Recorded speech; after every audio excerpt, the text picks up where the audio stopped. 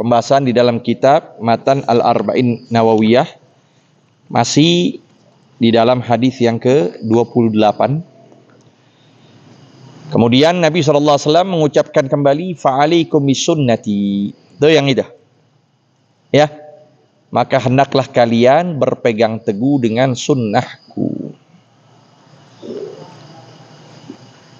Setelah ucapan sunnah Nabi, beliau mengucapkan kembali dengan ucapan wa sunnatil khulafai, dan sunnah para penggantiku, yang disebut khulafa ar-rasyidin.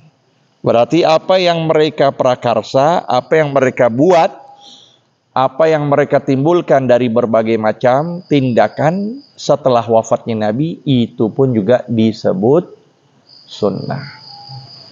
Jadi sunnah tidak hanya bermuara bersandar kepada Rasul, juga kepada 4 sahabat. Sayyidina Abu Bakar, Sayyidina Umar, Sayyidina Utsman, Imam Ali karramallahu wajha radhiyallahu anhum ajma'in.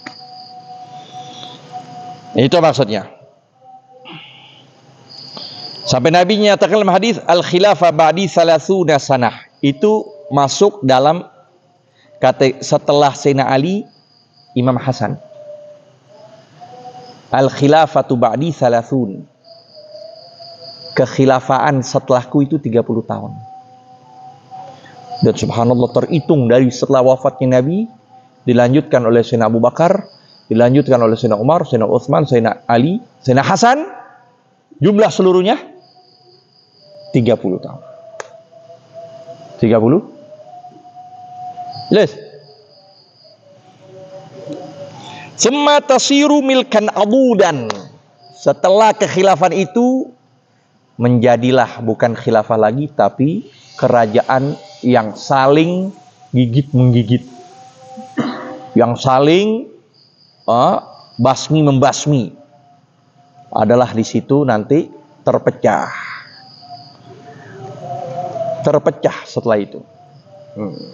Mulai adalah khalifah ini, kepemimpinan ini, udah nggak lagi satu kesatuan Amir Mukminin atau satu kesatuan setelahnya Nabi, tapi pecah-pecah bentuk kerajaan-kerajaan nanti.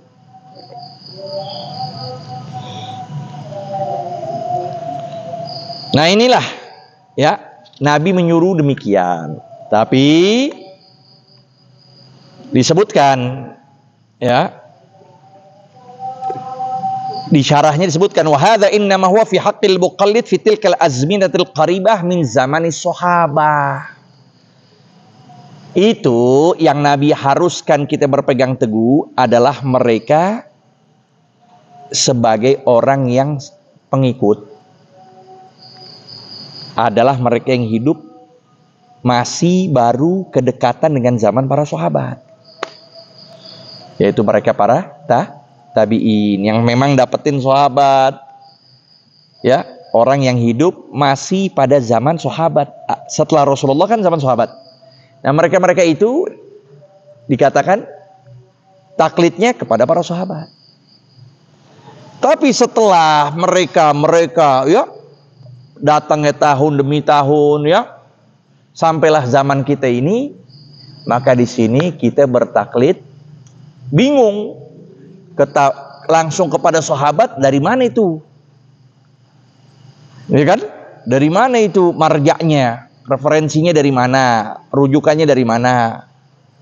Maka itu bagi mereka yang hidup ketika mereka hidup dekat dengan para sahabat. Tapi kalau mereka yang udah jauh dari zaman sahabat, maka tidak boleh bertaklid melainkan dengan 4 madhab.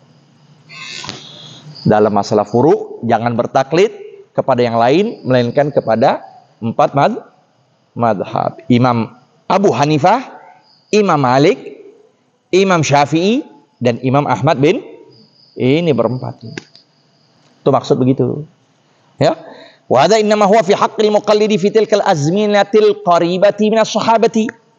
Amma fi zamanina fala yajuzu taqlidu ghairil arba'atil masyhurin. Arti ghair arba'atil masyhurin yaitu 4 madhab. Walau min akabir sahabati. Sekalipun dikatakan itu ucapan dari ya para pembesarnya sahabat. Misalnya ada suatu masalah yang diucapkan salah satu pembesar sahabat, misalnya Abdullah bin Abbas. Ini ucapan Abdullah bin Abbas, tapi menyalahi dari 4 mazhab. Jangan kita ambil tuh ucapan apa sahabat tersebut, tapi kita harus mengambil dari 4 mazhab. Inilah muqarrar. Ini yang telah ditentukan, yang telah diarahkan oleh para a'immah kita sebelumnya. Para pemimpin kita sebelumnya, ulama-ulama mengarahkan begitu. Ya, kalau kita ada permasalahan, jangan lepas dari 4 sahabat ini. 4 sahabat, dari 4 mazhab. Kita bertaklid. Mau ke Imam Malik boleh, ke Imam Abu Hanifah boleh, ke Imam Syafi'i boleh, ke Imam Ahmad bin Hambal boleh. Itu maksudnya. Kenapa? Li'anna madzahib al-arba' qad qurrirat. Karena sudah dipilih-pilih. Ini 4 mazhab benar-benar detail ini. Pengambilan hukum benar-benar detail mereka. Benar-benar ihtiyat, berhati-hati. Nah itu. Dan juga apa? Wa urifat qawaiduha, dan telah diketahui kaidah-kaidahnya. Kenapa Imam Syafi'i menghukumkan begini? Kenapa Imam Malik menghukum begini? Ada kaidah-kaidahnya mereka. Dan dipelajari, ya kan? Dan juga ada pengikutnya banyak. Imam Syafi'i luar biasa, banyak banget pengikutnya. Tuh. Ya, wastaqarrat ahkamuha bi khilaf ghairihim, dan telah mantap hukum-hukum yang dicetuskan para 4 imam mazhab ini. Lain hal yang lainnya selain 4 itu. Nah, ya. Tuh, ini penting masalah. Jadi kita berpegang kepada apa? Kepada 4 mazhab. Nah, itu yang 4 yang sahabat itu kalau memang dikatakan apa namanya udah jelas. Ya, kalau udah jelas ini benar-benar bermuaranya kepada Abdullah bin Abbas, ada riwayatnya, para rawinya menyatakan begitu. Nah, kalau begitu misalnya mau kita pakai. Nah, gimana jawabannya? Boleh kita pakai untuk amal nafsi doang, jiwa kita. Jangan kasih tahu orang. Jangan kabarin ke orang, jangan buat fatwa, jangan buat godok, apalagi jadi godi, nggak boleh ngambil ucapan-ucapan sahabat, harus 4 ini nggak boleh keluar. Itulah yang diucapkan oleh Imam Subki. Makanya beliau katakan wajaza taqlidu li ghairil arba'a fi haqqi nafsihi wa fi hadis sa'ah. Ya, wa fi hadis sa'ah. Wajaza taqlidu li ghairil arba'a, boleh kita bertaklid pada selain 4 ini fi haqqi nafsi, pada untuk urusan jiwa kita sendiri. Tuh, misalnya ada qol sahabat, misalnya sahabat yang jelas itu ucapannya, ya, boleh melakukan ini, padahal bertentangan. Tapi untuk diri kita sendiri, itu menurut Imam Subki boleh. Tapi nggak boleh dikabarin orang, nggak boleh buat gobok, buat ifta. Makanya disebut la fi qada'in ma'a ifta'in dzukir. Tidak buat gobok, tidak buat fatwa. Ya, hadza indas Subki Imam Imamil Mustahir. Ini menurut Imam Subki yang tersohor ucapannya kayak begitu. Jadi boleh untuk jiwa doang, tapi tidak boleh untuk fatwa atau gobok. Nah ya, Abu, gigitlah dengan gigi geraham kalian. Abu alaiha binawajis.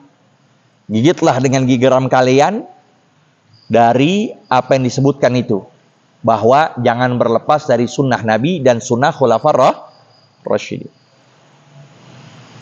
Nah, maksudnya jangan berlepas, wa iyyakum, kebalikannya, hati-hati kalian, wa muhdatsatil umur, hati-hati kalian dengan perkara-perkara yang baru. Sehingga disebutkan dalam suatu riwayat, fa inna kulla muhdatsin bid'atun wa inna kulla bid'atin dhalalatun wa inna kullal dhalalatin finnar. Tuh, ada riwayat begitu. Ya. Fa inna kulla muhdatsin bid'atun. Setiap segala sesuatu yang baru itu bid'ah. Wa kulla bid'atin dhalalatun. Setiap yang bid'ah adalah sesat. Wa kullu dhalalatin finnar, dan setiap yang sesat itu dalam api neraka. Tapi pemahamannya tidak dipahamin mentah-mentah. Ya, sesuatu yang baru, arti sesuatu yang baru yang keluar dari agama.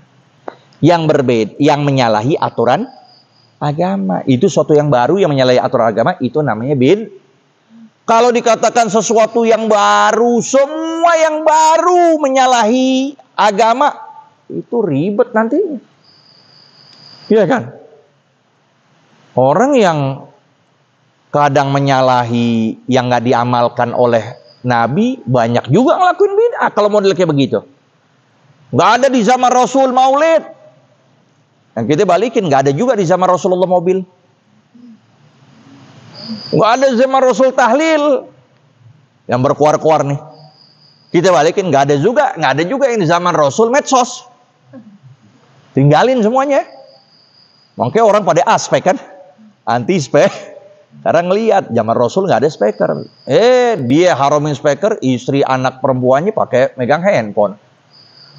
Handphonenya bagus-bagus lagi.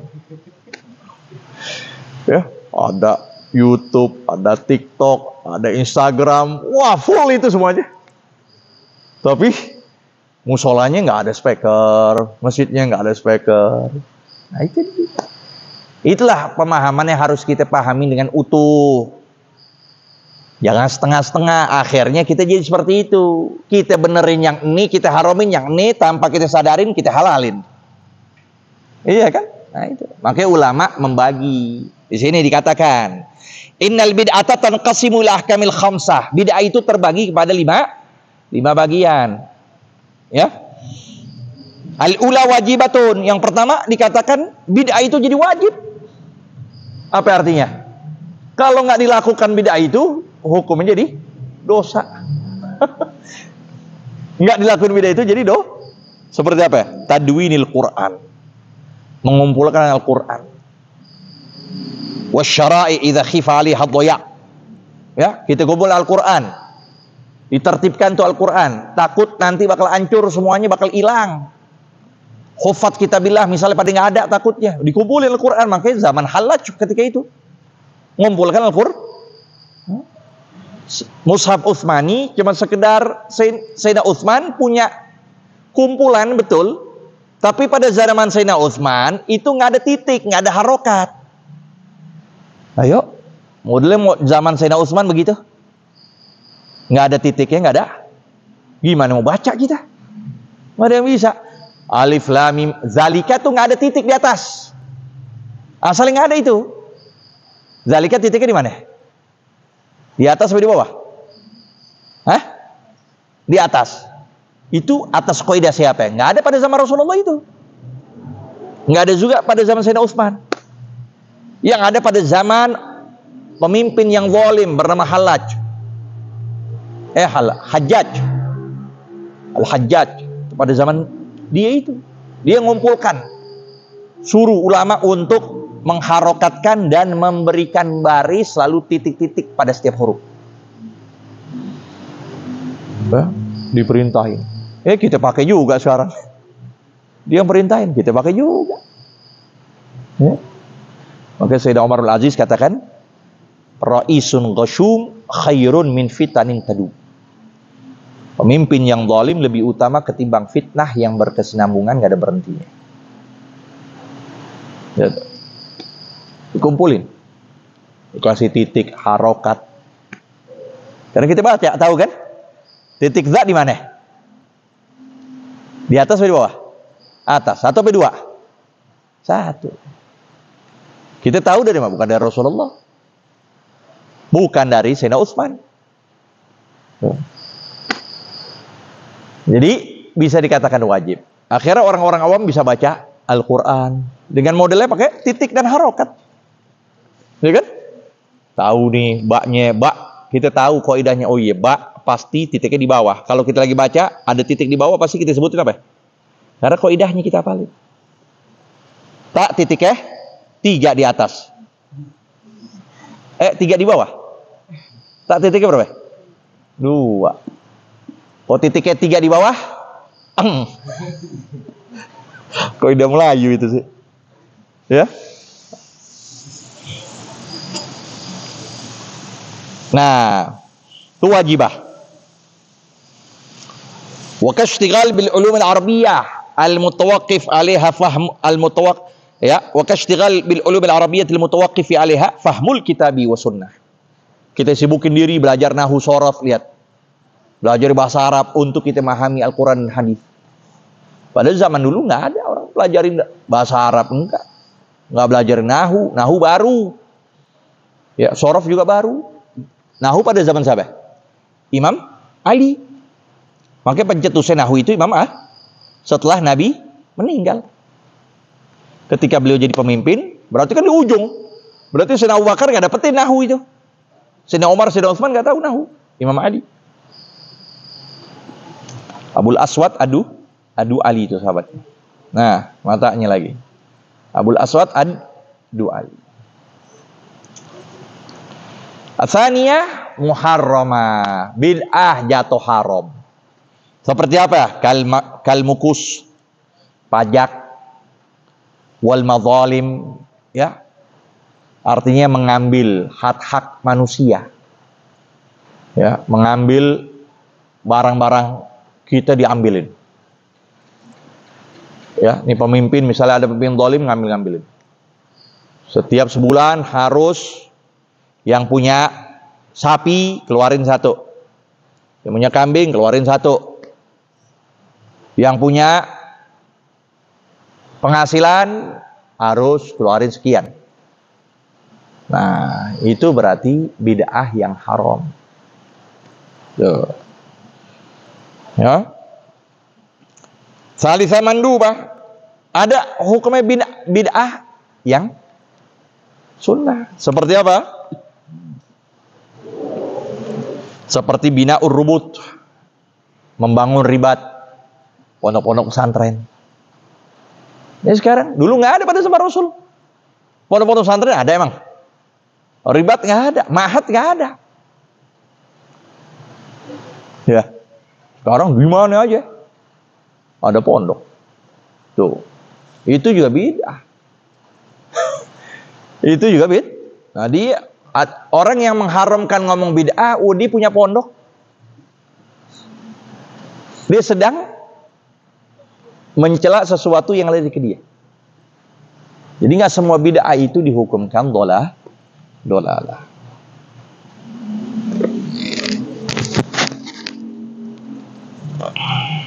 Madarisul ilmi syar'i, madrasah-madrasah Islamiyah, itu juga nggak ada pada zaman Rasulullah. Pakai duduknya pakai bangku lagi, ya, duduknya pakai bangku, pakai meja, nggak ada. Makruh hukumnya seperti apa ya? Zakhrafatul masajid, ya, membagus-baguskan, ya, masjid-masjid dibagusin,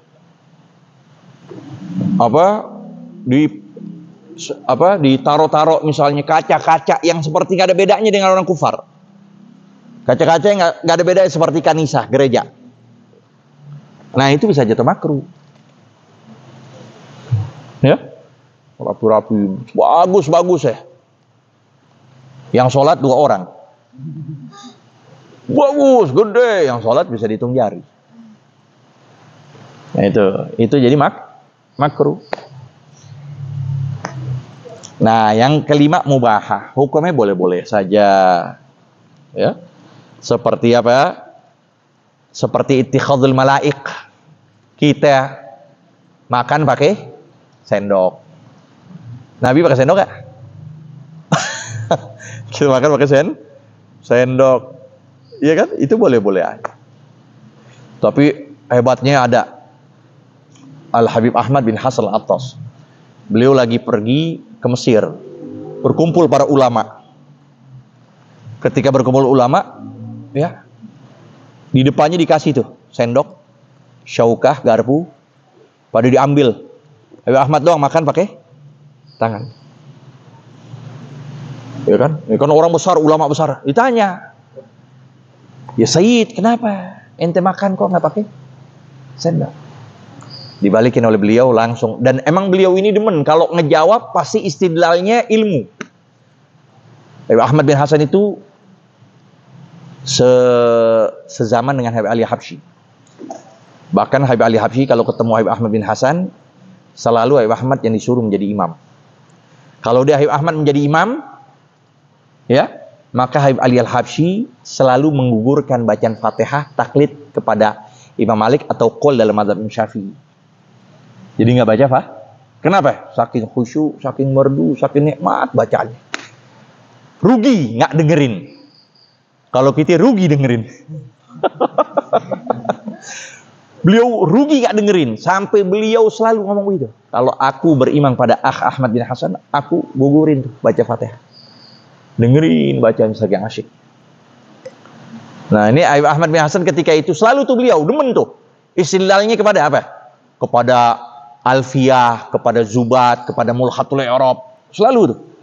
Bahkan bicara-bicara tentang masalah zaman, ada tuh. Tentang Mulhatul I'rab disebutin. Termasuk itu. Termasuk Alfiyah. Ketika itu beliau katakan, wa fi ikhtiyarin la yaji al-munfasil. Kalau memilih, maka bagusnya nggak boleh ya mendatangkan dhamir munfasil. Idza ta'atta an yaji al-muttasil. Kalau memungkinkan untuk datangin muttasil. Kalau ente ngomong dorobaka, jangan ente ngomong doroba iyaka. Tuh lihat, hebat. Artinya apa? Kalau ente udah dapetin muttasil, ini muttasil gak? Tangan. Nyambung sama gitu gak? Lebih utama ketimbang munfasil. Itu garpu, itu sendok terpisah gak sama kita? Itu sendok terpisah. Nah, ya. Itu sendok terpisah. Lebih bagus apa? Nyambung. Muttasil. Wa fi ikhtiyarin la yaji al-munfasil idza ta'atta an yaji al-muttasil. Allah, langsung takjub mereka. Karena muttasil lebih utama. Kita tahu tangan kita. Pegang apa kita tahu. Ya kan? Kita lagi pegang, masukin ke hidung kita tahu. Masukin ke telinga kita tahu. Ya kan? Kita cuci tangan kita. Tapi kalau sendok, nggak tahu. Mungkin ada laron, mungkin ada kecoa, mungkin injak tikus. Nah, itu ya. Nah, maka di sini mubah ya.